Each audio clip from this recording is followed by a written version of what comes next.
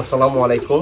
আজকে সরাসরি দেখাবো আমার কবুতর লালন পালন করতে যে মেডিসিনগুলা ঘুরে ফিরে ব্যবহার করি সেগুলাই আজকে দেখানোর চেষ্টা করব।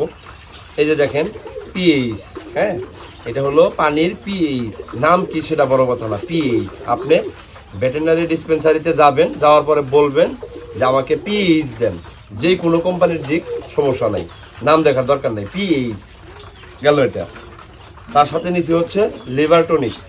লিভার টনিক লিভার টনিক যে কোনো কোম্পানির যে কোনো নামের মেডিসিন হতে পারে, বাট এর গ্রুপিক্যালি নামটা হচ্ছে লিভার টনিক। আচ্ছা, এই পাতিলের ভিতরে মোটামুটি 4 থেকে 4.5 লিটার পানি ক্যাপচার করে, যার কারণে আমি যে মেডিসিনটা ব্যবহার করব এই মেডিসিনগুলো মোটামুটি 4.5 থেকে 5 মিলি পরিমাণ মেডিসিন আমি এখানে ব্যবহার করতে পারবো। তো দীর্ঘদিন যাবৎ কবুতর লালন পালন করতে করতে আমার একটা অভিজ্ঞতা হয়ে গেছে সেই জায়গা থেকে মেডিসিনগুলো। তারপরেও আপনাদের দেখানোর স্বার্থে এটা একটা 25 মিলির একটা মেডিসিন, হ্যাঁ, দেখাই।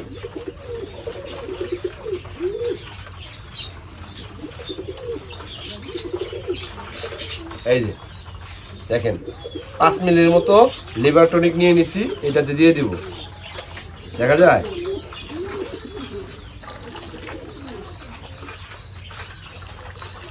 আচ্ছা, দিলাম এটা। এখন এটা আমি ঢাইলা রাখি। মেডিসিন কিন্তু ব্যবহার বিধিটা খুবই সামান্য। হয়তো মেডিসিনগুলো সংগ্রহ করতে একটা ভাইলের উপরে সংগ্রহ করা লাগে, কিন্তু এর ব্যবহার বিধিটা খুবই সামান্য। দেখেন পানির কালারটা কেমন অন্য একটা কালার ধরে গেছে, দেখছেন? এই দেখেন। আচ্ছা, লিভার টনিক খাওয়াইলে কি আপনি ফলাফল পাবেন জানেন? কবুতরের রুচি ঠিক থাকবে, কবুতরের পেটে হঠাৎ করে গ্যাস হবে না। আর আপনাদের যে সমস্যাটা হয়, আপনারা কি করেন জানেন? আলটিমেটলি মেডিসিন ব্যবহার করার ক্ষেত্রে মানে বুঝেন না, আপনার ক্যালসিয়ামও দিতেছেন, আপনার হচ্ছে হলো জিঙ্ক বিও দিতেছেন, একসাথেই দিতেছেন। আমি কি কখনো খেয়াল করে দেখছি যে ক্যালসিয়ামের ভিতরে কয়েকটা উপাদান থাকে, তারপর হচ্ছিল জিঙ্কের ভিতরে কয়টা উপাদান থাকে, ভিটামিন বি কমপ্লেক্সের উপরে কয়টা উপাদান থাকে। তো 4.5 লিটার পানির মধ্যে মোটামুটি আমি এখানে এই যে দেখেন এই সিপির মধ্যে মোটামুটি 5 মিলির মতো পানি নিয়ে নিচ্ছে, এই যে ঢেলা দিলাম। যেহেতু পিএইচটা একটা তুতে একটা মেডিসিন, পর্যাপ্ত লেভেলের তুতে, প্রচুর তুতে, এই কারণে মেডিসিনটা কখনোই পরিমাণের থেকে আপনি বেশি ব্যবহার করবেন না, তাতে করে ভালোর থেকে আপনার খারাপটা বেশি হতে পারে। এই জন্য মেডিসিন ব্যবহার করার ক্ষেত্রে আপনাকে অবশ্যই সতর্কতা অবলম্বন করতে হবে।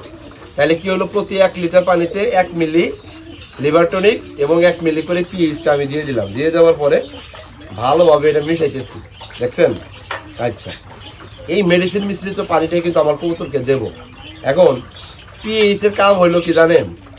আপনার টিউবওয়েল অথবা সাবকলের পানির পিএইচের মাত্রা যদি 17 থেকে 25-এর মধ্যে থাকে, তাহলে ওই পানিটাই একটা প্রাণীর জন্য অনেক ঝুঁকিপূর্ণ।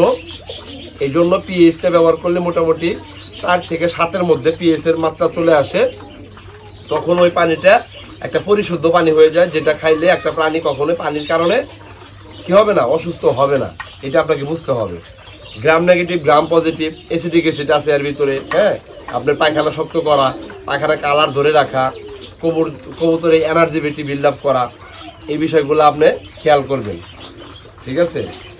যেটা আমি দীর্ঘদিন যাবৎ মানে ব্যবহার করে আসতেছি, সেটাই আপনাদেরকে বলার চেষ্টা করতেছি। এখন প্রশ্ন হইল, মেডিসিনগুলো কেন খাওয়াবেন? মেডিসিনগুলো এই জন্য খাওয়াবেন, যেহেতু কবুতর হচ্ছে একটা উড়ন্ত পাখি, ন্যাচারালি এরা আকাশে ওড়াউড়ি করার কথা। তো সেই জায়গা থেকে ডাইভার্ট করে আপনি যখন একটা কবুতরকে ঘরের ভিতরে ঢুকাইছি, ইভেন খাঁচার ভিতরে ঢুকাইছি, তাহলে ওর গাঠনিক প্রকল্প ঠিক রাখার জন্য যেই ধরনের সাপ্লিমেন্ট দেওয়া দরকার সেগুলা আমাদেরকে দিতেই হবে। তা না হলে কবুতরের কাছ থেকে কখনোই সম্পূর্ণরূপে রেজাল্টটা, প্রোডাকশনটা, ফিডব্যাক বের করতে পারবো না। কথা স্পষ্ট বুঝছেন?